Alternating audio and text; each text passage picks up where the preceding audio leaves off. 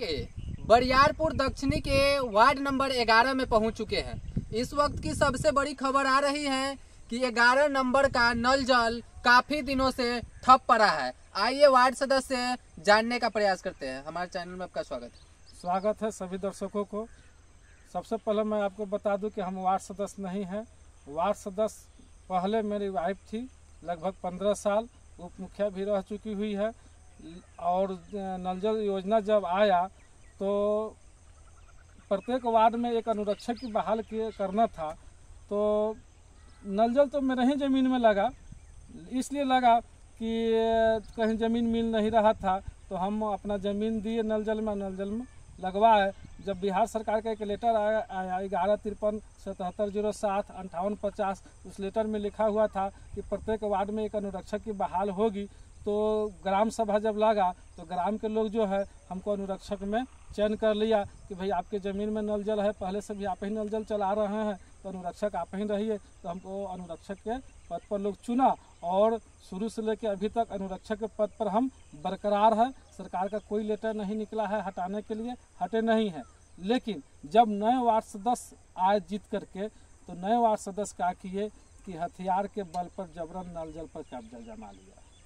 और जब वर्तमान वार्ड सदस्य जब कब्जा जमा लिया तो अब से लेकर के नल जल जो है बंद पड़ा हुआ है। हाँ, कभी काल महीना में 1-2 महीना में कब्जा जमाने के लिए 10 मिनट के लिए चालू कर देता है, लेकिन आम जनता को उस नल जल से फायदा नहीं मिल रहा है जब से नए वार्ड सदस्य। तो आप लोग बीडीओ के पास गए, बीडीओ सीओ के पास गए? आप देखिए, बीडीओ के पास में काफ़ी आवेदन दिए हैं, मौखिक भी जानकारी दिए हैं कि वार्ड सदस्य जो है नल जल में से स्टेबलाइजर निकाल लिया है, जिसके कारण नल जल में वोल्टेज सही से नहीं मिल पा रहा है। 20,000 रुपया में वह स्टेबलाइजर हम खरीदे थे और वार्ड सदस्य जो है 1 साल से स्टेबलाइजर निकाल करके पता नहीं कहाँ रख दिया है। बीडीओ साहब क्या बोल रहे हैं? बीडीओ साहब क्या बोलेंगे? नल जल से बीडीओ साहब को अब कोई माने मतलब नहीं है। यही मोतीपुर के बीडीओ साहब पहले जब नल जल जिस समय चल रहा था, हम चला रहे थे, उस समय मोतीपुर के बीडीओ साहब हम पर FIR कर दिए।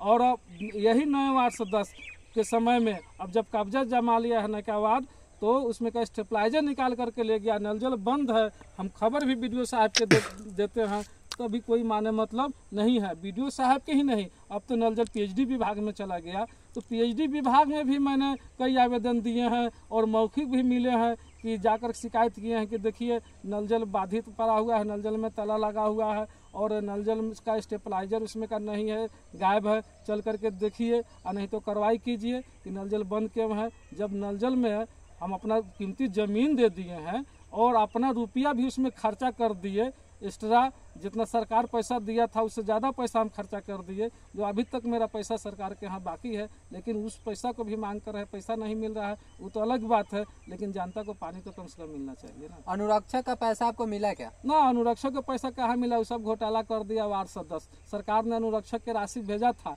24,000, तो वो 24,000 अनुरक्षक राशि घोटाला हो गया और 24,000 अनुरक्षण राशि भेजा गया था रिपेयरिंग वगैरह करने के लिए, वो घोटाला में चला। तो लगातार आपने 5 साल के सरकार के लिए फ्री में काम किया? हाँ, लगभग 5 साल तो नहीं, लेकिन 3-4 साल तक नल जल को चला है।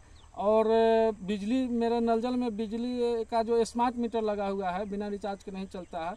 तो जब तक चला तब तक अपना पॉकेट से पैसा लगा, इस आशा पर कि आज न कल तो पैसा मिलेगा। तो रिचार्ज मीटर का भी पैसा नहीं मिला और टूट फूट भी हो जाता था, वो भी अपना पॉकेट से ही पैसा खर्च करके लगाते थे कि आज न कल पैसा मिलेगा। पैसा तो सरकार ने भेजा, सरकार में कहीं से कोई कमी नहीं है। कमी यही है कि सरकार पैसा भेज रहा है तो जांच नहीं कर रहा है और कार्रवाई नहीं कर रहा है कि पैसा आ रहा है तो चल कहाँ जा रहा है। तो अभी आप फिलहाल नल जल आपको चलाने नहीं दिया जा रहा है? ना, वो तो हथियार के बल पर जो है नल जल पर कब्जा जमा के रखे हुए हैं। तो अभी फिलहाल आप क्या कर रहे हैं? फिलहाल यही बस प्रखंड से लेके और PhD विभाग तक दौड़ लगाते रहते हैं कि आम जनता को पानी चालू करवाइए, पानी पिलवाइए। और नहीं तो हम नल जल के अनुरक्षक है, हमको नल जल जो है हमारे अधीन में दीजिए।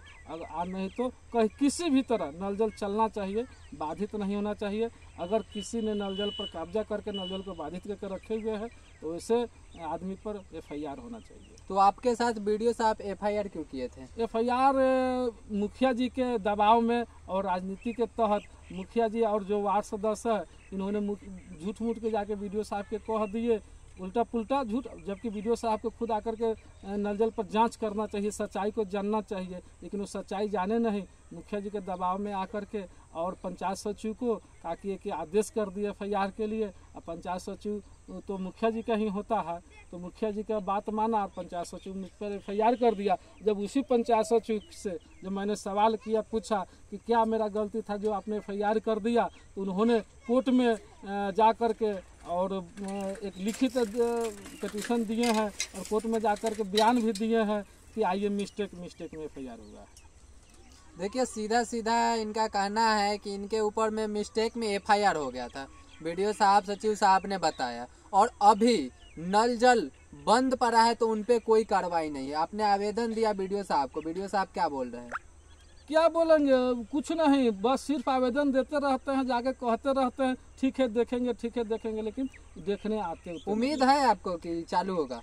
नहीं, क्या चालू होगा, जो है तो इतना ना गड़बड़ आदमी के हाथ में चला गया है नल जल कि डर के मारे आम जनता कुछ बोलने भी नहीं जा पाता है। बोलेगा तो FIR कर देगा, कैसे कर देगा, हथियार लेके पहुंच जाता है, तो नल जल चलेगा थोड़े। हाँ, अगर प्रशासन अगर एक्शन लेगा, वीडियो साहब और PhD विभाग अगर एक्शन लेगा तो जरूर नल जल चलेगा। क्या आप बोलिएगा नीतीश कुमार का ड्रीम प्रोजेक्ट के बारे में? नीतीश कुमार जी को यही कहना चाहेंगे कि बिहार में 80% नल जल बंद है और 80% नल जल बंद है और आपके द्वारा लगातार पैसा भेजा जा रहा है। पंचायती विभाग में भी प्रत्येक वार्ड के लिए 48,000 रुपया भेजा गया, उसके बाद PhD विभाग में 1.5 अरब रुपया भेजा गया, और फिर नई सरकार में 4500 करोड़ रुपया भेजा गया। ये पैसा सब जा कहाँ रहा है, इसके पैसे की जांच होनी चाहिए, वैसे व्यक्ति पर कार्रवाई होनी चाहिए जिसने पैसा को घोटाला कर रहा है।